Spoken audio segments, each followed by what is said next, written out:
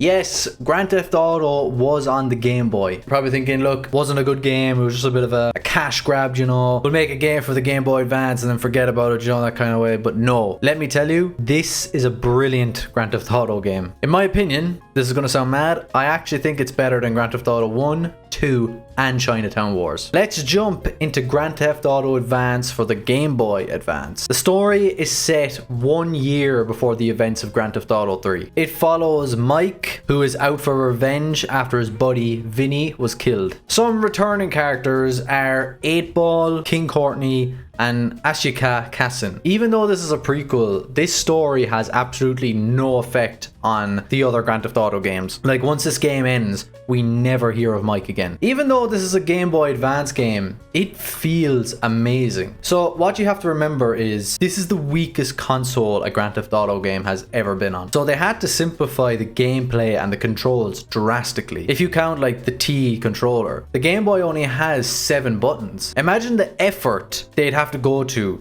get Grand Theft Auto Vice City working with only 7 buttons. So how do they do this? They start with a simple top-down view. Graphics are actually okay for the Game Boy standards. No cutscenes, obviously, but the hand-drawn models look class. They're the models that are actually on the cover of Grand Theft Auto games, which I think is so cool. Just like in Chinatown Wars, each character has a different theme, which I love.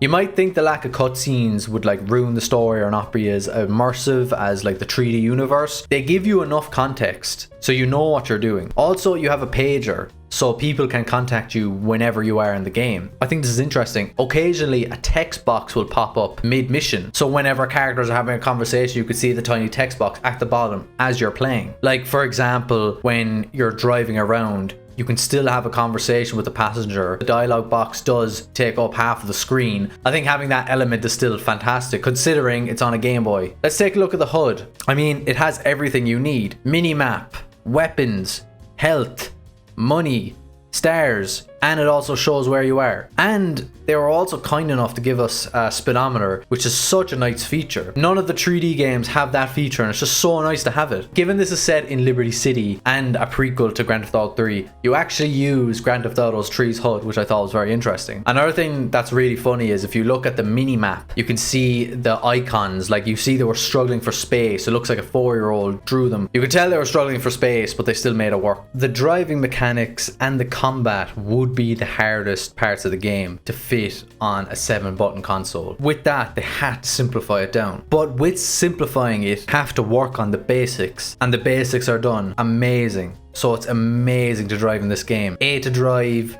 B to reverse, or to drift. That's all you need. They even gave you an option to honk the horn, which it doesn't do anything, but it's funny that they have that. So yeah, they mastered all the basics. And in my opinion, I think the driving is better on the Game Boy than it was on the DS for Chinatown Wars. It's not too slow and the cars don't drive incredibly quick, so they have a perfect balance. The best thing about it is the camera. It zooms out the quicker you drive, so it gives you way more view of what's coming towards you and you have enough time to react to it. Whereas in Chinatown Wars, I felt like it never gave you enough time to react. Now, obviously there's no radio stations, but each car has its own little jingle. So every car you go into, it is different. I thought it was a really creative way of dealing with like not being able to use sound bites really. And speaking of sound bites, considering like the Game Boy really doesn't have audio, whenever you like hit a pedestrian or whatever, they give out to you, and you can hear the police dispatch as well. 1038 in South Howard, 1037 in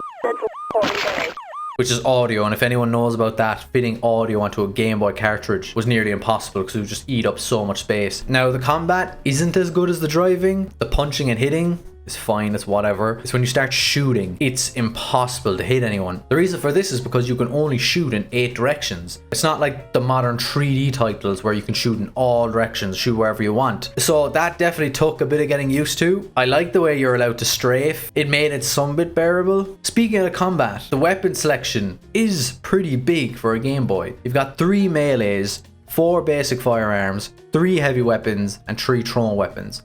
And 2 special. The rocket launcher and the minigun are my favorite. On a Game Boy Advance, man, can you imagine that? So I want to take a look at everything Grand Theft Auto that they fit onto this tiny cartridge. Iconic elements of Grand Theft Auto that are in this game include the paint spray, ammunition, 8 balls crusher. You can't enter these buildings, obviously. It just shows you a tiny animation, but it's still nice to have. I noticed there are vigilante missions in this game. Of course, I didn't click into them. Like, that sounds like my worst nightmare. But I like the fact that they're there, that they actually added it in. No way in fuck would I ever actually subject myself to that torture, but it's nice that they have it. They've got the wanted system. Obviously, that's literally what makes Grand Theft Auto Grand Theft Auto. It's just like the other games. Like, the more stars you get, like, the more police come, you know, the SWAT team comes, and then eventually the army are in this game as well, which is what I appreciate about this game, is that it's not all that hard. Like, it's hard enough that it's on a Game Boy, so like, I'm glad that they realized that and they didn't make it any harder than it had to be. And I think the last thing that they have, and I was shocked to see it, is that they have 100 hidden packages. 100 hidden packages in the game. I picked it up and I was like, oh, I thought I was going to see 10 hidden packages, nothing else. 100 hidden packages in this game. I struggled enough in Vice City. It took me hours. My god, I can only imagine what this is like, man. And races are also in the game, obviously. Let's talk about the map for a second. You play in Liberty City, as mentioned, with the top-down view. Now, the top-down view usually gets a lot of stick, but I think it's done perfectly here. I want to compare Grand Theft Auto to The Simpsons Road Rage, because it's one of the only other Game Boy games that I've played, like, somewhat actively in the past month. Now, I know one of them is technically 3D and the other one's top-down, but they're kind of the same. They both have a mini map and stuff, but Road Rage is just ridiculous. Like, you just don't know where you're driving. Like, you don't know if what you're going to hit is going to block you, or if you can drive over it, or if it's going to slow you down. It's just embarrassing. And I can't see how people tested that game and said, yes, we're going to do that, because it is just so hard. Compared to this game with the top-down view, like, it just, the graphics aren't amazing, obviously, but you know exactly where you're going, and you know if you're going to hit a wall, or if you're going to be slowed down in the mud, or you know exactly where you're going. It's labeled correctly, the colors are done correctly. I just think it's a fine map. You know, it has all the elements of Liberty City, obviously in top down, but just compared to other games, just again, Rockstar just outdoing themselves, really. Good controls and an easy to navigate map is really all you need for a good game. Grand Theft Auto came out on the Game Boy, but not only did it come out on the Game Boy, it's an actual good game. Like, again, we all know the same stuff with Rockstar, is that whatever game they put out, they're putting their best into it. They're not gonna like give you a bit of slop, get a bit of cash for it, and that's it, because they know that would ruin their reputation. This is, we're gonna make a game for a Game Boy and we're gonna feckin' make it hard. We're gonna try our very best to make the best Grand Theft Auto game on a Game Boy, and it really was. Like, obviously a bit shit that they had to go back to the top-down view after San Andreas came out. Like, it's the same year as San Andreas, but they've outdone themselves, man. And really, I've never been more confident in Rockstar. They're just amazing. They just keep pushing this freaking brilliant media. I'm saying this because, you know, Grand Theft Auto 6 comes out in a couple of months. What a time to be alive, huh? Going from Grand Theft Auto Advance to Grand Theft Auto 6. Keep playing games, ladies and gentlemen. Stay safe. Slán leat.